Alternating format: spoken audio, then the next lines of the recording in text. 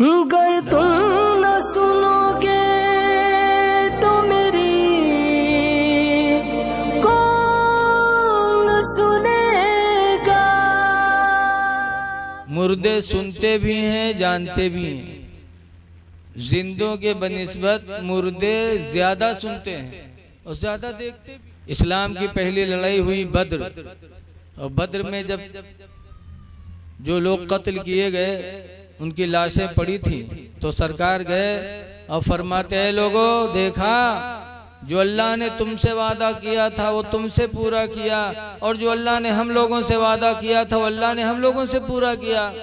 तो हजरत उमर कहते हैं, अल्लाह के रसूल ये तो मुर्दे हैं, गर्दनें कट गई, कत्ल हो गए, लाशें पड़ी हैं, सुनते हैं जो आप सुना रहे हो। तो सरकार ने फरमाया था, उमर ये मुर्दे हम लोगों के जिंदों के बनिस्बत ज्यादा सुनते हैं। इनके सुनने की ताकत, इनके देखने की ताकत अल्लाह ताला बढ़ा देता है। इब्राहिम भाई देख रहे होंगे कि मेरी 40वीं की महफिल में कौन आया कौन नहीं आया। अल्लाह ताला उन पर रहम करे और आज इस महफिल को उनकी बख्शिश का जरिया बना दे। जहां कहीं रहोगे वहां मौत आएगी, मौत सबको आएगी। रसूलुल्लाह सल्लल्लाहु अलैहि वसल्लम के विसाल का वक्त चल रहा था, सरकार का दरवाजा खटखटाया गया तो हजरत फातिमा ज़हरा रदी अल्लाह ताला अन्हा गई, दरवाजा खोला तो मलकुल मौत ने कहा, मैं मलकुल मौत हूँ, हुक्म इलाही से आया हूँ। नहीं, दरवाजा खटखटा, हजरत फातिमा आई दरवाजा के पास, कहती हैं कि मेरे अब्बा की आज तबीयत ज़्यादा ख़राब है, आप जाइए बाद में आइएगा। हजरत फातिमा ने इजाज़त नहीं दिया, सरकार के पास आई। सरकार फरमाते, फातिमा कौन था? कहा कोई मिलने आया था, दरवाज़ा खटखटाया तो मैंने कहा मेरे अब्बा की तबीयत ज़्यादा ख़राब है, बाद में आना। तो सरकार फरमाते हैं, फातिमा जाओ दरवाज़ा खोलो।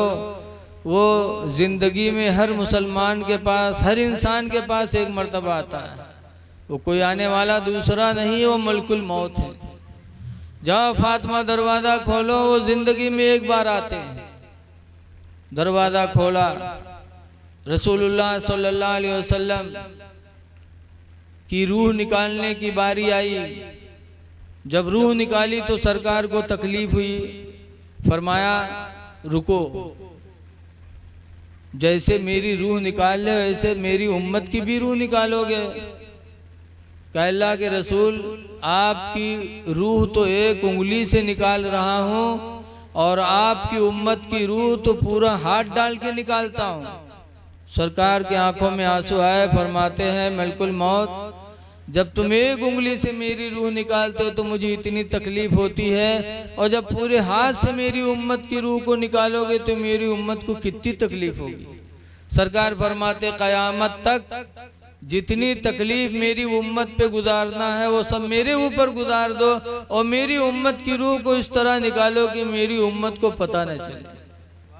तब उन्होंने कहा अल्लाह के रसूल अगर ये बात है तो मैं आपकी उम्मत की रूह इस तरह निकालूंगा जैसे गूंधे हुए आटे में बाल पड़ा हो तो बाल को निकाला जाता है तो बाल टूटता नहीं, निकल आता आसानी से, ऐसे ही मैं आपकी उम्मत की रूह निकालूंगा। ये सरकार का करम है कि आज बाप बिस्तर पे है, बच्चे घेरे बैठे हैं और बात कर ही रहे हैं कि बाप की रूह निकल गई सट से और किसी को पता भी नहीं चला। बोलो, पता भी नहीं चला, बात हो ही रही है और अब्बा गायब।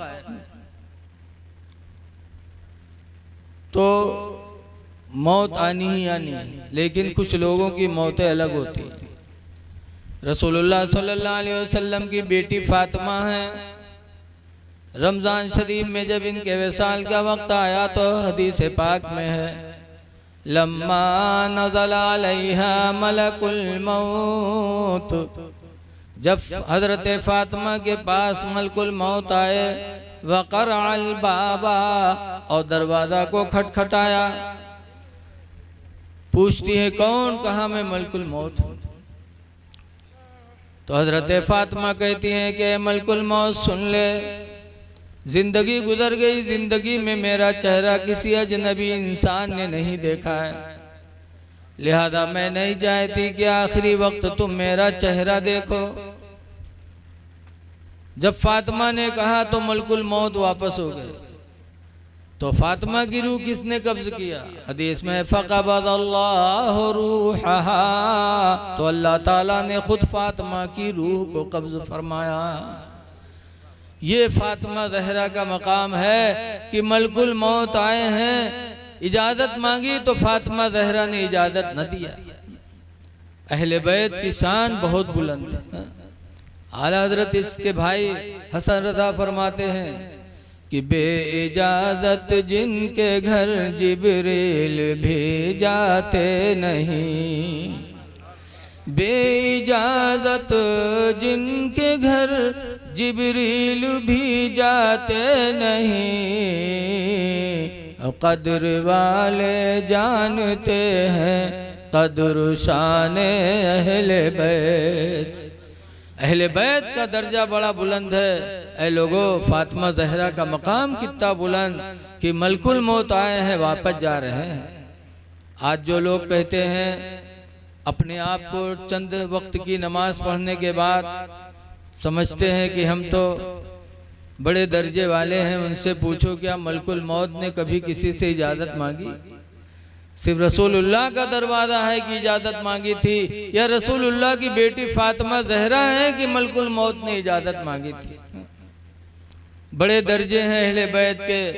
आला हजरत इसीलिए फरमाते हैं, क्या बात रज़ा उस चमन से तान करम की, क्या बात रज़ा उस चमन तान करम की, ज़हरा है कले जिसके हुसैन और हसन फूल। बड़ा मकाम है अहले बैत का। भी हजरत हमारे करबला के ताल्लुक़ से चंद अशार कहे, दिलो दिमाग ताज़ा हो गए और सुन करके एक अजीब कैफियत इंसान के अंदर पैदा होती है। तो मौत आनी है सबको, इसलिए हमें मौत की तैयारी करनी है। और मौत की तैयारी सबसे बेहतर क्या है? ईमान लाने के बाद इंसान के लिए सबसे बेहतर अमल है नमाज। इसीलिए हदीस पाक में सालना रसूलुल्लाह सल्लल्लाहु अलैहि वसल्लम, सहाबा कहते हैं कि हम लोगों ने हुजूर से पूछा, अय्युल अमल यहब्बु इलल्लाह, अल्लाह के रसूल कौन अमल अल्लाह को ज़्यादा पसंद है? कौन सी नेकी करें जो खुदा को पसंद है?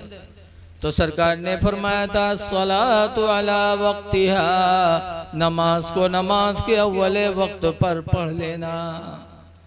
जब अव्वले वक्त आए तो नमाज पढ़ लो, नेकी सबसे अहम चीज़ है।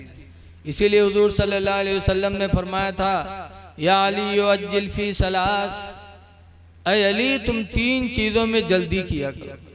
3 चीज़ों में। नंबर 1 पर सलातो इज़ा तत वक्तुहा, अय अली जब नमाज का वक्त आ जाए तो फौरन पढ़ लो। और दूसरे नंबर पर फरमाया था, वल जनाजा तो इज़ा हदरत, और जब जनाजा तैयार हो के हाजिर हो जाए तो फौरन उसकी नमाज पढ़ लो, किसी का इंतज़ार न करो।